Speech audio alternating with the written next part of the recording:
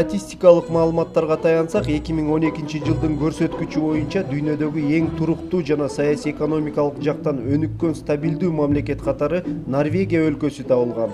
Бул өлкөнүн мындай кадыр-баркка жетишинин себеби эмнеде? Деги эле мамлекеттин имиджи деген эмне?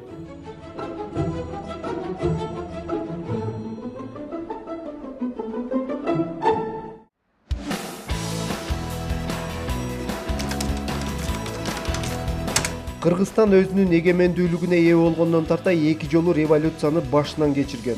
Учурда өнүгүүнүн жаңы жолуна түшкөн жаш мамлекет катары дүйнөгө маалым. Дал ушул чакта өлкө ар бир жарандын колдоосуна муктаж.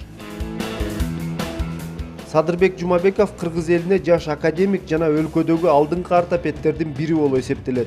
Анын уникалдуу операциялары жалгыз Кыргызстанда гана эмес, дүйнө жүзүндө да белгилүү. Казакстандан дагы көп оорулар келип атат ушундай проблема менен.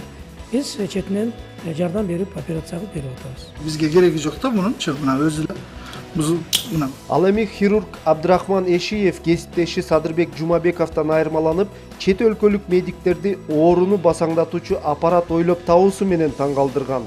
Анын эмгегине орусиялык медицина илимдери кызыгышып, Эшиев Нобель премиясынын төш белгиси менен сыйланган.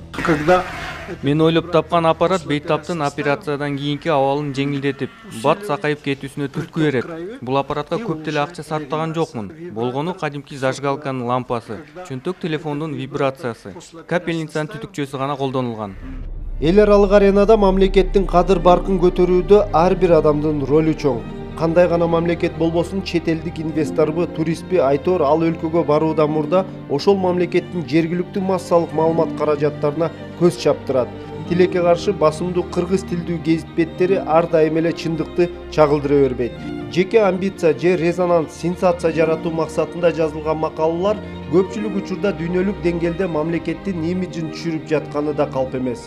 Алсак Ысык көлдөгү чума дарты туурасында аша чапкан маалымат дүйнө жүзүндөгү ММКлар үчүн чоң бомба болгон. В Киргизии, например, угроза эпидемии бубонной чумы.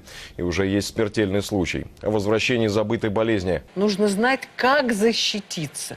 Особенно, если вы контактируетесь или встречаетесь с людьми, которые приехали из Киргизии. Эми Кыргызстан дүйнө үчүн коркунуч жараткан революция жана чума мекени катары таанылып калды.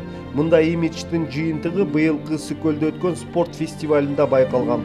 Анда Армения, Монголия сыяктуу бир катар мамлекеттердин спортчулары катышуудан баш тартышкан. Кыргызстан туурасында терс көрүнүштөрдөгү макалалар бир гана жергиликтүү гезит журналдарга гана басылбастан чет элдик массалык маалымат каражаттарында да байма-бай жарыяланып турат. Өздөн чыккан жат жаман дейт кыргызда.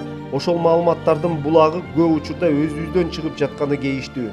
Алсак жеке амбиция, жеке таарыныштардын айынан экс-тышкы иштер министри Аликбек Жекшенкулов жакында чет элдик басылмаларга Кыргызстан туурасында негатив интервьюларды байма-бай жарыялаган.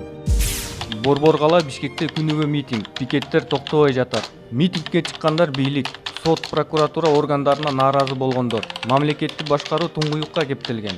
Биринчи кезекте конституция иштебей жатат. Сот бийлиги саясий буйрук менен иш алып барууда. Кыргызстанды кандай гана кара пиар каптабасын, Кыргызстан дүйнөдөгү өнүккөн мамлекеттерге теңелип, анын гүлдөө өсүүсүнө элдин ишеними азырынча өчө элек.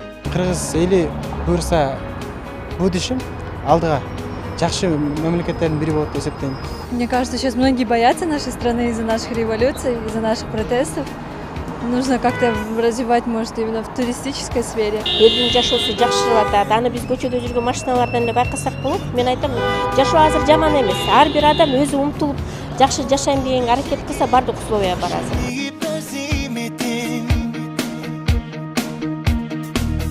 Керемет аймагы